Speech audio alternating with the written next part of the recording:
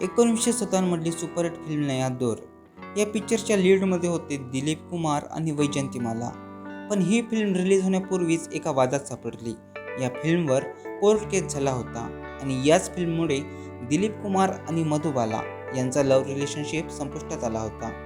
हे काय आहे सर्व प्रकरण जाणून घेऊया आजच्या या स्टोरीमध्ये, जिचं नाव आहे नया दौर कोर्ट केस.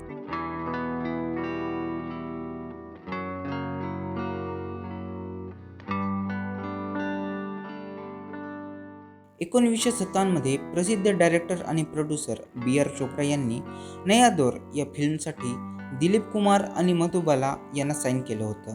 एवढंच नाही तर यांना 30,000 सायनिंग अमाऊंट म्हणून ॲडव्हान्समध्ये देण्यात आले होते. पैसे देण्यापूर्वी बी.आर. चोप्रा यांनी या दोघांनाही क्लिअरली सांगितलं होतं की या पिक्चरची शूटिंग मुंबईच्या बाहेर आउटडोर होईल. तेव्हा तर या दोघांनीही होकार घातला आणि मधुबाला यांनी 10 दिवसांसाठी नया दौर या पिक्चरची शूटिंगही केली होती. तुम्हाला प्रश्न पडला असेल की फक्त 10 दिवसच का? तर याचं उत्तर आहे मधुबाला यांचे वडील अताउल्ला खान.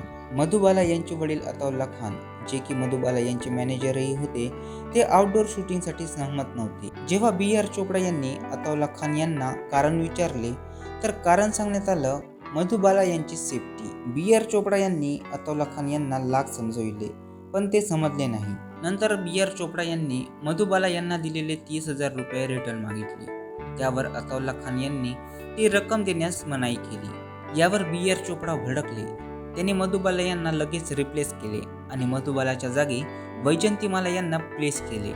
जेव्हा ही गोष्ट अताउल्ला खान यांना माहीत झाली तेव्हा त्यांनी बी.आर. चोप्रा यांच्यावर एक केस फाईल केला. त्यांनी असं म्हटलं की नया दौर या चित्रपटासाठी बी.आर. चोप्रा यांनी त्यांची मुलगी मधुबालाला साईन केलं होतं, पण नंतर मधुबालाला रिप्लेस करून वैजंतीमालाला प्लेस करण्यात आलं. मधुबालावर अन्याय झाला असं त्यांचं म्हणणं होतं. यावर कोर्टाने नया दौरच्या रिलीजवर स्थगिती लावली. ही गोष्ट बी.आर. चोप्रा यांच्या कानापर्यंत पोहोचली. योगायोगाने त्यांनी फिल्म इंडस्ट्रीमध्ये येण्यापूर्वी लॉचा शिक्षण घेतला होता. नंतर काय तर बी.आर. चोप्रा यांनी मधुबाला यांच्यावर एक क्रिमिनल केस फाईल केला. त्यांनी असं म्हटलं की मधुबालाने नया दौर या पिक्चरसाठी 30,000 रुपये सायनिंग अमाऊंट घेतली होती, पण ती पिक्चरच्या शूटिंगसाठी येतच नव्हती आणि 30,000 रुपये परत मागितल्यावरही देत नाही आहे. हा केस 4 महिन्यांपर्यंत चालला होता. या केसचा टर्निंग पॉईंट ठरला दिलीप कुमार यांची गवाही. सर्वांना वाटत होतं की दिलीप कुमार मधुबालाकडूनच बोलतील, कारण की तेव्हा या दोघांचं लव्ह रिलेशन चालू होतं. पण झालं याचं एकदम उलटं. दिलीप कुमार यांनी मधुबालाकडून नाही तर बी.आर. चोप्रांकडून गवाही दिली आणि मधुबाला यांना गलत ठरवलं. यानंतर कोर्टाचा निकाल आला आणि हा निकाल बी.आर. चोप्रा यांच्याकडून लागला आणि नया दौर या पिक्चरवर जी कोर्टाने स्थगिती दिली होती ती रद्द केली. पिक्चर बनली, रिलीज झाली आणि सुपरहिट झाली.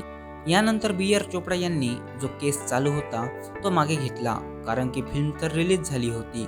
काही लोक म्हणतात की बी.आर. चोप्रा यांनी जर तो केस मागे घेतला नसता तर मधुबाला यांना जेल तर झालीच असती, कारण की तेच या केसमध्ये बरोबर होते. नया दौर कोर्ट केसचा सर्वात जास्त परिणाम मधुबाला यांच्यावर झाला. एकतर त्यांची पर्सनल लाईफ खराब झाली आणि दुसरी गोष्ट म्हणजे त्यांची एक निगेटिव्ह पब्लिक इमेज क्रिएट झाली आणि सर्वात जास्त महत्त्वाचं म्हणजे त्यांचा दिलीप कुमार यांच्यासोबत ब्रेकअप झाला.